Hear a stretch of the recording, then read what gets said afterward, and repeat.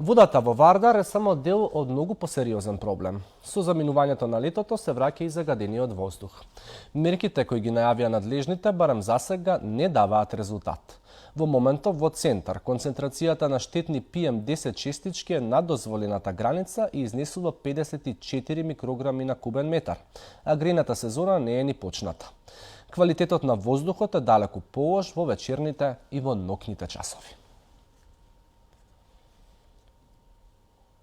На оваа тема колегата Костадин Делимитов разговара со Невена Ѓоргиевска од коалицијата О2. Ги вклучуваме директно во вестите. Коки, повелете.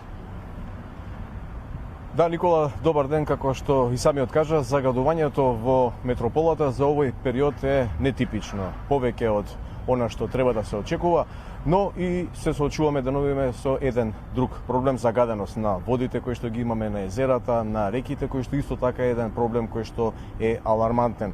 Конкретно случајот за кој што видовме пред малку во вестите со водите на реката Вардар, каде од засега непознат сторител водите се затруени, со тоа и живиот свет во него. Надлежните тврдат дека преземаат активности, го бараат сторителот, граѓаните реагираат и тоа со право.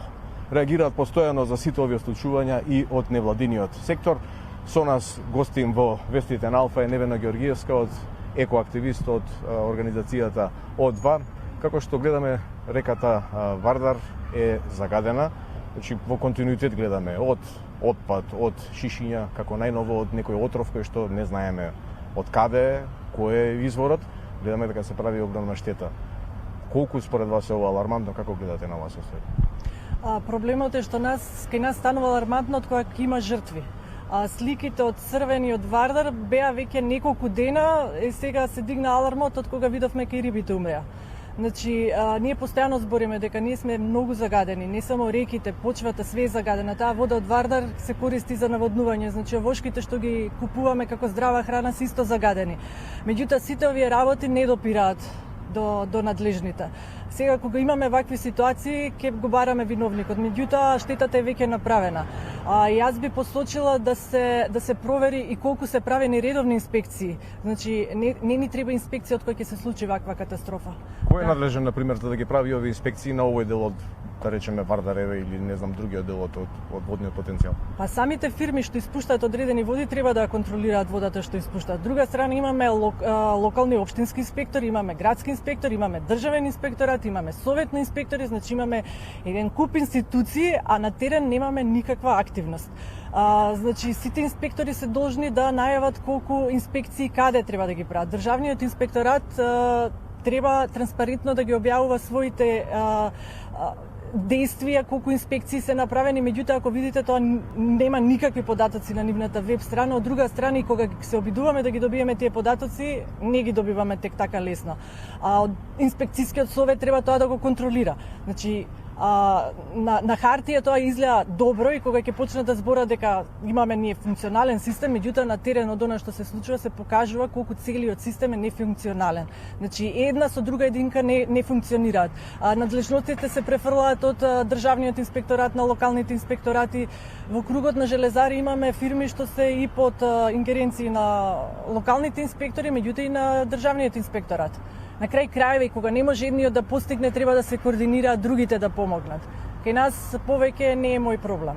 Добро, таа одговорност е како една пирамида, има врв, значи одговорноста мора некаде да се лоцира.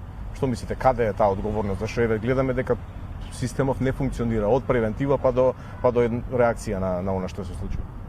Значи постои некоја етички морална одговорност првенствено во секоја нормална држава. Кај нас ни тоа не постои дури и одговорност и во законите кои ќе почнете да ги проверувате. Нема тек така јасно да наидете на тоа дека некој ќе сноси одговорност за тоа. Или се минимални казните, така да целиот систем е така направен да тешко некој одговара и кога ќе дојде тие процеси се долгорочни и ако видите колку се изречени казни по основ на загрозување на животна средина, ќе сватите зашто сме до овој степен дојдени.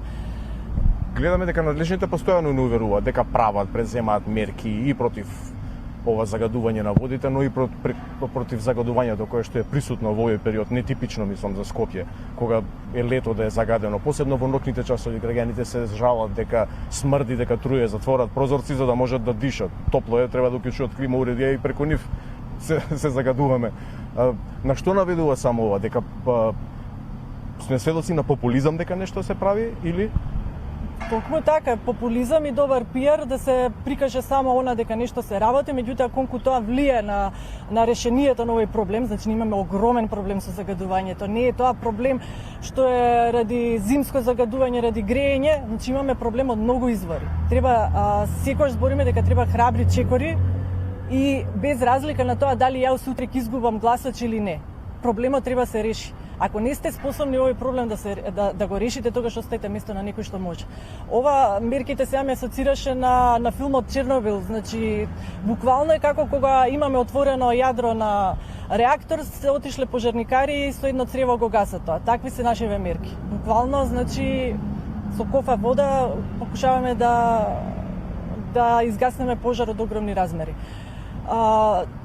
Од друга страна морам да спомнам, еве оваа недела на глобални протести, за ваквиот однос на надлежните и сите оние политичари кои само не лажат дека нешто ќе решат, до негде е виновен и народот. Значи имавме неколку протести организирани оваа недела, одзивот е никаков.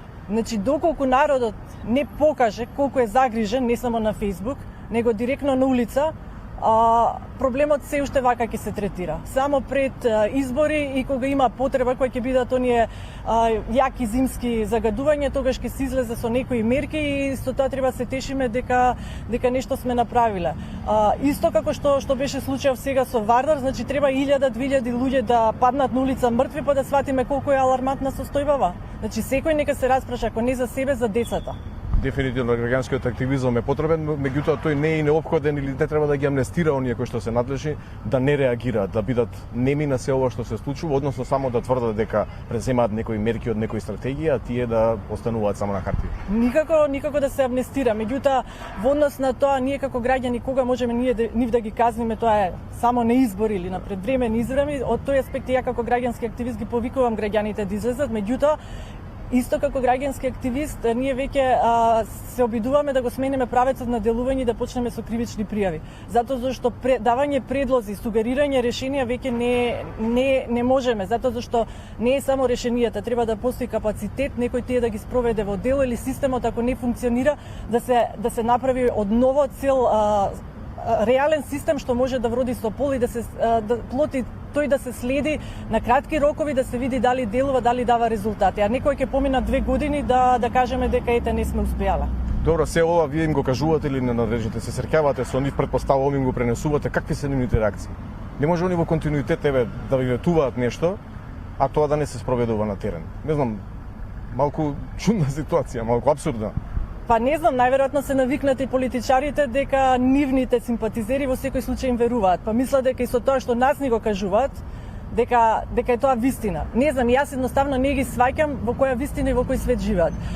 Точно е кажуваат дека ќе се спреми, дури на моменти мислиме дека дали стварно веруваат во тоа што го зборат или е тоа, како што кажавте, чист популизам.